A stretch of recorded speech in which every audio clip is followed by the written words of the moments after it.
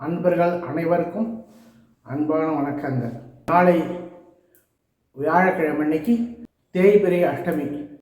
இது பைரவ பூஜைக்கு ரொம்ப விசேஷமான நாள். கால பைரவருக்கு உகந்த தேய்பிறை அஷ்டமி நாளைக்கு வியாழக்கிழமை காலையில் கிட்டத்தட்ட ஒரு 7:30 மணிலேருந்து வெள்ளிக்கிழமை காலையில் ஒரு 9 மணி வரலையும் தேய்பிறை அஷ்டமி. இதுக்கு நாளைக்கு சாயந்தரம் கால பைரவர் போய் பிரார்த்தனை பண்ணி வணங்கினாக்க சில கஷ்டங்கள் சங்கடங்கள், அது நம்ம பெரும்பாலும் சில காரியங்கள்லாம் தடை தாமசாகிறது, சீக்கிரம் முடிய மாட்டேங்குதுங்கிற இந்த பிரச்சனைலாம் இருக்கு இல்லையா, அதுக்கெல்லாம் அந்த கால பைரவ அஷ்டமிக்கு ரொம்ப விசேஷம். அந்த அஷ்டமிக்கு போய் பஞ்ச தீபம்னு சொல்லுவாங்க. 5 தீபம் போகிறதுன்னு இல்லை, 5 எண்ணெயில் தீபம் போகிறது அப்படின்னு சொல்லுவாங்க.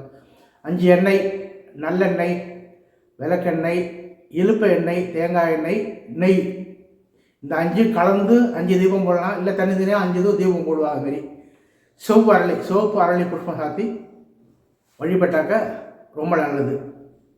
இது இந்த கொடுக்கல் வாங்கல் பிரச்சனை, சில பேர் கடன் வாங்கி அதை அடைக்க முடியாமல் கஷ்டப்படுறது, இதுமாரி பிரச்சனைகள்லாம் இந்த அஷ்டமி பூஜை ரொம்ப விசேஷமான நாள்.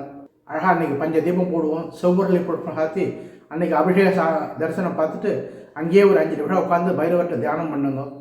எதுவும் இந்த ஓம் ஸ்ரீ கால பைரவா நமகான்னு சொன்னாலே போகிறோம். அதுமாரி ஒரு 11 வரையோ சொல்லி இது பண்ணிட்டு பிரார்த்தனை பண்ணிட்டா மனசில் என்ன குறையோ அந்த குறைய மனசால சொல்லி பிரார்த்தனை பண்ணாக்க நிச்சயம் இதாகும். போய் ஒரு அஷ்டமி அன்னைக்கு பண்ணிவிட்டு உடனே குறை தெரியல சொல்லக்கூடாது. இது 5 அஷ்டமிக்கு 5 தேய்பிறை அஷ்டமி வரிசையாக இது பண்ணாக்க நிச்சயம் எவ்வளோ பெரிய பிரச்சனையாக இருந்தாலும் அது சரியாகிடும். இது நிறைய பேருக்கு நடந்திருக்கு. இது பண்ணி பாருங்கள்.